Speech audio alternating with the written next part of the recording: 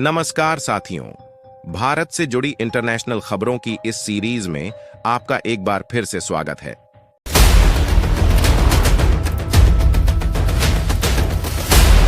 Veto मिलते ही भारत ने dollar पर किया सर्जिकल स्ट्राइक। अमेरिका की सुपर पावर हुई तहस नहस। डॉलर का हुआ सामूहिक बहिष्कार। यूएन में ही नहीं, अब ब्रिक्स में भी भारत ने जमाया अपना ढाक। अब ना तो डॉलर ना ही चीन की करेंसी युआन की चलेगी बादशाहत, सिर्फ और सिर्फ रुपए का बजेगा पूरी दुनिया में डंका। चीन और अमेरिका में आया भूचाल। दोस्तों, भारत की ताकत दिन पर दिन बढ़ती ही जा रही है। यूनाइटेड नेशन के अंदर भारत जिस तरह से अपनी बातों को रख रहा है, दुनिया भर के तमाम देशों को बहुत पसंद आ रही है। भारत की जमकर तारीफ भी हो रही है। यहां तक कि 195 देशों में से 180 देशों ने भारत का समर्थन किया है। और सबसे हैरान करने वाली बात तो यह है कि भारत के वीटो पावर के रास्ते में इस बार चीन भी रोड़ा नहीं बना। इसलिए भारत विश्व गुरु की कुर्सी पर आसानी से बैठ चुका है और एक के बाद एक एक्शन लेना शुरू कर दिया है। और भारत के इस कदम से अब चीन, अमेरिका और रूस में हड़कंप मच गया। और दोस्तों, जो अभी खबर सामने निकल कर आ रही है, इसने तो पूरी दुनिया को हिलाकर रख दिया है। अमेरिका की बादशाहत अब तहस नहस होने वाली। अब डॉलर की मोनोपोली नहीं चलने वाली है।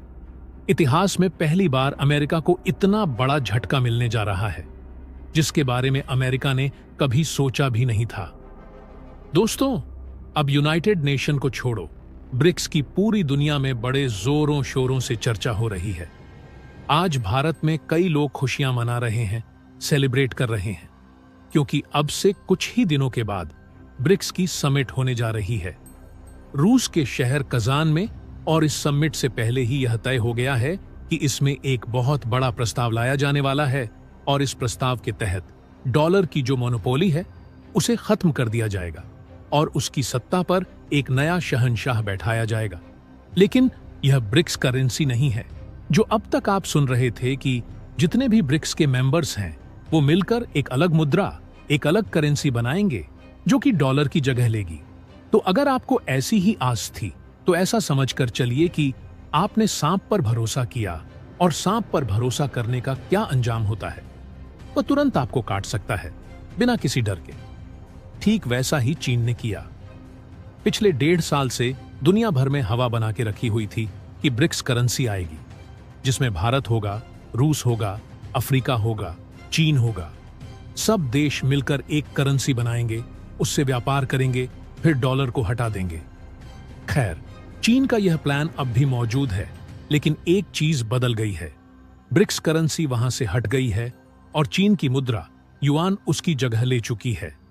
जी हां, जैसा कि आप स्क्रीन पर देख सकते हैं, रिपोर्ट्स आ चुकी हैं कि चीन तैयारी कर रहा है पेट्रो युआन का प्रस्ताव ब्रिक्स में रखने के लिए, ताकि सभी देश इसे एक्सेप्ट कर लें।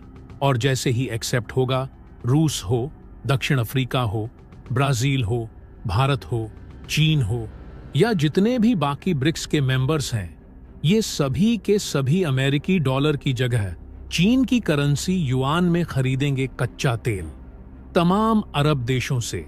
तो दोस्तों, यहां पर सबसे बड़ा सवाल यह उठता है कि क्या भारत भी चीन की करेंसी को एक्सेप्ट करेगा? अगर भारत किसी भी हाल में चीन की करेंसी को एक्सेप्ट नहीं करने वाला है, तो आगे भारत की क्या प्लानिंग है?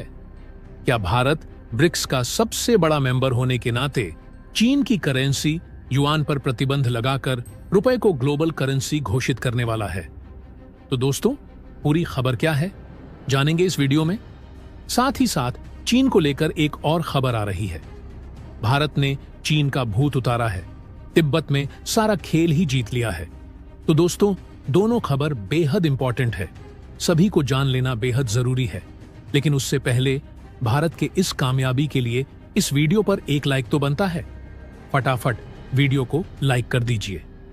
दोस्तों, आपको बता दूं, इस प्रस्ताव का समर्थन तमाम अरब देश भी कर रहे हैं जो अब तक सिर्फ अमेरिकी डॉलर में तेल बेचा करते थे। रिपोर्ट्स आ रही हैं कि वो भी भले ही ब्रिक्स के मेंबर्स ना हो, लेकिन इस प्रस्ताव को एक्सेप्ट करने को तैयार हैं।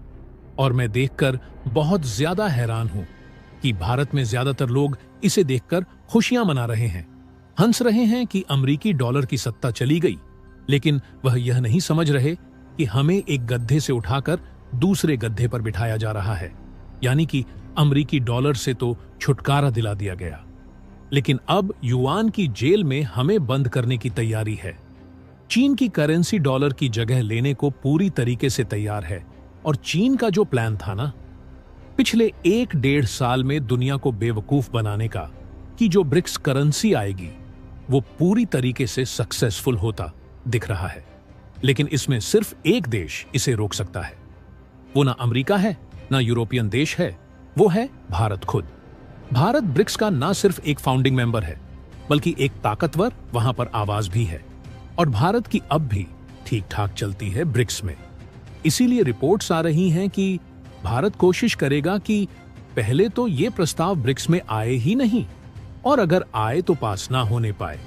लेकिन आपको बता दूं, अगर किसी तरीके से पास हो भी गया तो भारत इसका हिस्सा नहीं बनेगा, हमें बनना भी नहीं चाहिए। हालांकि आप कहेंगे कि यार, डॉलर से छुटकारा मिल रहा है, हिस्सा बनने में क्या जाता है। तो आपको बता दूं, भारत का हित ना तो अमेरिकी डॉलर से है, ना ही चीन की करेंसी युआन से है। ये दोनों ही भारत के लिए खतरनाक है, बल्कि चीन की करेंसी युआन तो और भी ज्यादा डेंजरस है। अगर ये डॉलर की जगह पर आ जाती है तो आप अपने सबसे बड़े दुश्मन को लिटरली एक ब्रह्मास्त्र दे रहे हैं, जिससे कि वो कभी भी भारत की अर्थव्यवस्था को ऐसे ही तहस नहस कर सकता है, जैसे कि अमेरिका ने रूस की अर्थव्यवस्था को तोड़कर रख दिया। ऐसे में युआन तो किसी कीमत पर भी नहीं। इसीलिए भारत का हित सिर्फ इसी में है कि हम दोनों से छुटकारा पाएं। जो हमने रुपये को अंतरराष्ट्रीय ट्रेड करेंसी बनाने की रणनीति बनाई है, जिसके तहत हम कई देशों के साथ लगातार रुपये में व्यापार कर रहे हैं, उसी के साथ आगे बढ़ा जाए। धीरे धीरे कुछ साल लगेंगे, कम से कम 10 साल लगेंगे, लेकिन 10 साल के बाद तक भारतीय रुपया एक ग्लोबल ट्रेड करेंसी बन जाएगा। इसमें कुछ ज्यादा नहीं लगता, आपको बस अपने जो रुपया है उससे करीबन 5 से लेकर 600 बिलियन डॉलर का व्यापार करना होता है एक साल में। आप बड़े आराम से उसे ग्लोबल ट्रेड करेंसी घोषित कर सकते हैं, बल्कि दुनिया खुद कर देगी। उसके बाद हम ना तो अमेरिकी डॉलर के सत्ता के अधीन होंगे, ना ही चीनी युआन का डर हमें होगा। हम फाइनेंशियली एक इंडिपेंडेंट कंट्री होंगे, जो कि दुनिया भर में अपनी फॉरेन पॉलिसी को भी इंडिपेंडेंट रख पाएगा, अपनी मिलिट्री को भी और अपने देश को भी, क्योंकि फाइनेंस पहला ऐसा स्टेप होता है जो किसी देश को किसी के अधीन करता है, गुलाम बनाता है। भारत के पड़ोस में तो आपको ऐसे उदाहरण भरे पड़े मिलेंगे जहां पर पैसा लेकर अपने पूरे देश को गिरवी रखा हुआ है। इसीलिए भारत को इस मकड़ जाल में नहीं फंसना है। पहली बात तो कोशिश यह करें कि ब्रिक्स में यह आने ही ना पाए, लेकिन अगर आ भी गया तो पास ना होने पाए, और अगर पास हो भी गया तो हम इसमें शामिल ना हो। दोस्तों, अब बढ़ते हैं दूसरी खबर की ओर। दरअसल पिछले 1-1.5 साल में आपने खूब सुना होगा कि चीन धीरे धीरे करते हुए जो तिब्बत है उसका कल्चर समाप्त कर रहा है। यहां तक कि चीन इस हद तक चला गया है कि लोगों को पूजा वहां पर करने से रोका जा रहा है, जो बुद्धिस्ट हैं। इसके अलावा जो वहां पर छोटे छोटे कस्बे हैं, गांव हैं, उनके नाम बदले जा रहे हैं बहुत ही बड़े लेवल पर, और साथ ही लोगों को स्ट्रिक्ट हिदायत दी जा रही है जो रहते हैं तिब्बत में कि जो हमने नाम रखे हैं उसी नाम से तुम अपने गांव को, अपने कस्बों को, अपने शहरों को बुलाओगे, क्योंकि अगर तुमने ऐसा नहीं किया तुम्हारे घर वाले ढूंढते रह जाएंगे और तुम उन्हें कभी नहीं देखोगे। लेकिन चीन ने रेड लाइन तब क्रॉस कर दी जब इन्होंने कई सारे ऐसे हिस्से अरुणाचल के जो भारत के कब्जे में हैं उनके नाम बदलने की कोशिश किया। भारत ने इसका जवाब दिया कि हमने भी उनके कई सारे जगहों के नाम बदले, लेकिन असली कार्रवाई तो आज हुई है, और यकीन मानिए चीन इससे बिलबिला उठा है। दरअसल हुआ ये कि अरुणाचल प्रदेश में चीन की सीमा के पास लगा हुआ एक विशाल पर्वत था, और यह पर्वत खास इसलिए था कि इसकी ऊंचाई 20,000 फीट से ज्यादा है। लेकिन आज तक कोई भी इस पर चढ़ने में सफल नहीं हुआ। लेकिन हाल ही में भारत की एक टीम इस पर चढ़ने में सफल हुई, लेकिन चढ़ने के साथ ही उन्होंने इस पर्वत का नाम भी रख दिया। जी हां, आज तक कोई इस पर्वत का नाम नहीं था। ये एक बेनाम पर्वत था, लेकिन अब ये जाना जाएगा सियांग ग्यात्सो के नाम से। जी हां, ये दलाई लामा थे, छठे दलाई लामा, जो 1697 से 1606 तक दलाई लामा रहे थे। तिब्बत के यानी कि सर्वोच्च धार्मिक नेता उस समय पूरे तिब्बत के। लेकिन आप कहोगे वो तो तिब्बत के थे, फिर हम अरुणाचल में उनके नाम पर पर्वत क्यों रख रहे हैं? इससे तो चीन कहेगा कि देखिए, भारत ने भी मान लिया कि जो ये अरुणाचल प्रदेश है ये तिब्बत का हिस्सा था, क्योंकि इसका नाम तिब्बत के ही धार्मिक गुरु के नाम पर रखा गया है। इससे तो हमारा दावा कमजोर होगा अरुणाचल पर और साथ ही तिब्बत पर। चीन का जो कब्जा है वो और पुख्ता माना जाएगा। लेकिन यहीं पर भारत ने खेल किया है।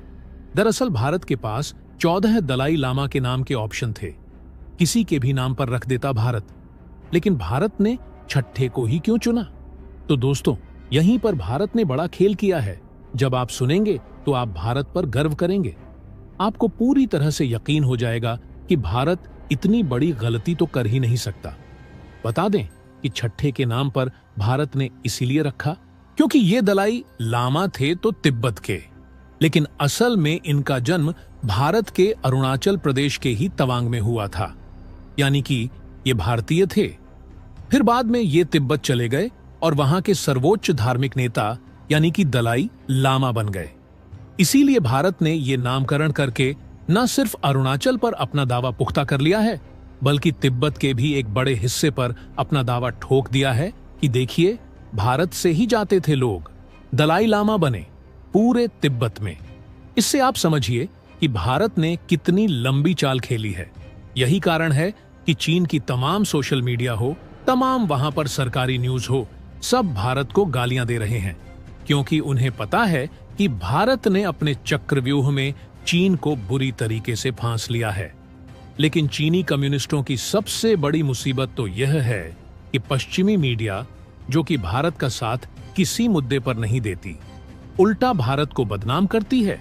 वही पश्चिमी देशों की मीडिया भारत के इस कदम का प्रचार कर रही है पूरी दुनिया में।